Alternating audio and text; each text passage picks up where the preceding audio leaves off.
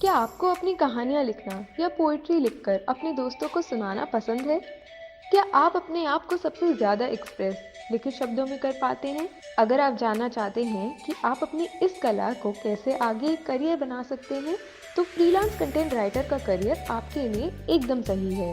Freelance content writer के career के बारे में बताने के लिए आज हमारे साथ हैं दीक्षा दीदी, जिन्होंने अपनी राइटिंग की जर्नी पढ़ाई करते वक्त ही शुरू कर दी थी एवं आज एक पूरे राइटर्स की टीम को संभाल रही हैं।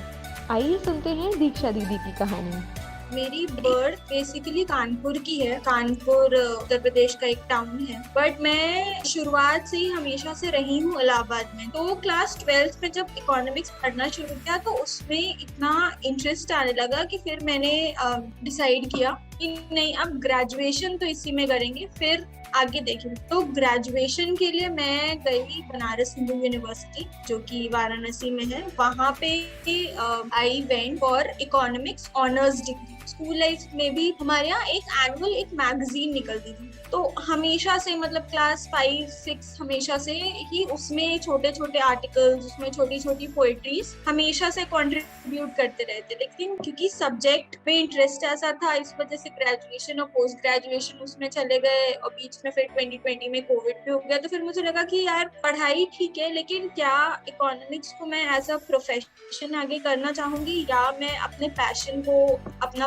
प्रोफेशन बनाना चाहूंगी। ट्रिपोटो एक वेबसाइट है जिसमें हम बेसिकली ट्रैवल कंटेंट के ऊपर लिखते हैं। कोई भी डेस्टिनेशन, कोई भी जगह, कुछ भी फैक्ट, कुछ भी इंटरेस्टिंग फैक्ट, मतलब ट्रैवल के इर्द गिर्द जो भी चीज आप सोच सकते हो दूर दूर तक, उस चीज की जानकारी आपको ट्रिपोटो के प्लेटफॉर्म पर मिल जाएगी। वहां पे मैंने लिखना शुरू किया, तब मुझे ट्रिपोटो में कोई नहीं जानता था। फिर धीरे धीरे करके ही ट्रिपोटो से ही मेरी जर्नी आगे बढ़ी। उन्हीं के साथ फिर नॉर्मल राइटर की जगह से मैं फ्रीलांसिंग में गई, तो वहां से थोड़ी इनकम आनी शुरू हुई, और अब प्रेजेंट सिचुएशन ऐसी है कि मैं उनके साथ फुल टाइम जॉब कर रही हूँ। मेरे हिसाब से सबसे पहला काम आपको जो करना चाहिए, आपको खुद से लिखना शुरू करना चाहिए। चाहे आप किसी और वेबसाइट जैसे ट्रिपोटो जैसी वेबसाइट पे जाके लिखो, जहाँ पे आप एक नॉर्मल यूजर की तरह भी लिख सकते हो, या आप खुद का ब्लॉग भी शुरू कर सकते हो इसके लिए। या आई थिंक इंस्टाग्राम आज बहुत अच्छा प्लेटफॉर्म है, लिंक्डइन बहुत अच्छा प्लेटफॉर्म है, जहाँ आप अपना राइटिंग आप खुद से लिख सकते हो। फिर आप उन्हीं पोस्ट के लिंक्स को अपना एज अ पोर्टफोलियो में यूज कर सकते हो और रिक्रूटर को दिखाने के लिए। दूसरा, उसको बेटर करो। मतलब ये नहीं करना है कि आपने एक पोस्ट लिख के अगर डाल दी तो फिर आप भूल गए उसको। आप उसको लिखो, 2 दिन बाद जाकर उसकी परफॉर्मेंस देखो कि उसने सोशल मीडिया पे कैसे किया, या 2 दिन बाद जाके फिर से पढ़ो उस चीज को, तो आपको समझ आएगा कि अच्छा, मैं यहाँ पे ये पॉइंट और ऐड कर सकता था, या मैं इस लाइन को और बेहतर तरीके से लिख सकता था।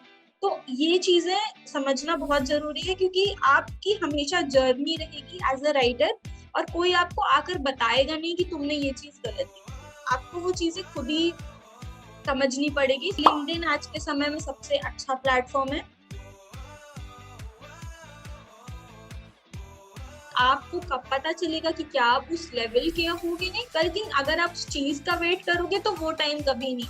जर्नी आप अपनी शुरू करो, आप रास्ते में बेटर होते जाओ। आप वेट नहीं करो कि मुझे आके कोई बोलेगा कि अच्छा तुम इस तरह से लिखो, या मैं वेट करता हूँ 2 साल की मैं इतना अच्छा लिखने लग जाऊंगा कि मुझे कोई बहुत बड़ी कंपनी स्पॉट करेगी। आप लिखना शुरू करो, आप उसको दिखाओ लोगों को। अगर आप स्कूल में हो, आप अपने टीचर को दिखा सकते हो, चाहे इंग्लिश में लिख रहे हो या हिंदी में लिख रहे हो या कोई भी रीजनल लैंग्वेज में लिख रहे हो। तो आपको इंग्लिश के कोर्सेज करने चाहिए, जो प्रॉपर बैचलर्स इन इंग्लिश वाले कोर्स होते हैं, या प्रॉपर बैचलर्स इन हिंदी वाले कोर्स होते हैं। और अगर आपको ऑनर्स डिग्री उसमें मिल रही है तो वो और बेटर है, क्योंकि उससे आपकी लैंग्वेज पे कमांड बहुत अच्छी हो जाएगी। आपको ऑनलाइन सर्टिफिकेशन के लिए जाना चाहिए।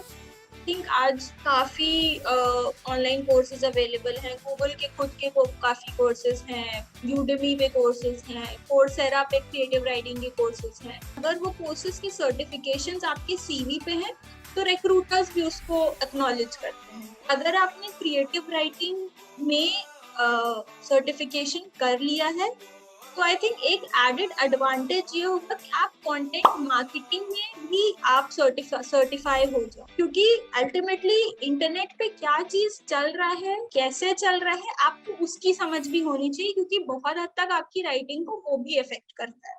आपको ये भी समझना होगा कि आपका जो भी आर्टिकल है वो इंटरनेट पे लोगों को दिख रहा है कि नहीं, और वो कैसे दिख रहा है। जैसे गूगल में आप कुछ भी डाल के सर्च करो तो आपके सामने कई चीजें आ जाए, तो वो पहले नंबर पे आपका आर्टिकल कैसे आएगा, आखिरी में किसका आ रहा है, तो उस चीज को हम एसईओ कहते हैं।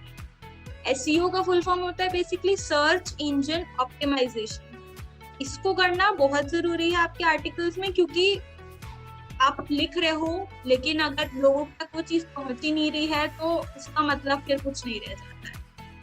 तो आप लिखना शुरू करो धीरे धीरे, जैसे जैसे आप अपने आप को अपस्किल करोगे, आप कंटेंट मार्केटिंग सीखो, आप एसईओ सीखो, उसके बाद आपका पेमेंट के मामले में आप और बेटर स्टेज पे पहुंच जाओगे। काफी स्कोप है मैं कहूंगी, क्योंकि आप इनिशियली अगर आप एक अकेले स्टार्ट कर रहे हो एज अ राइटर, 5 साल 6 साल डाउन द लाइन में भी आप एक ग्रुप ऑफ राइटर्स को लेके चल सकते हो, जिनको आप अपने अंडर ट्रेन कर रहे हो, जिससे आप ज्यादा काम ले सकते हो।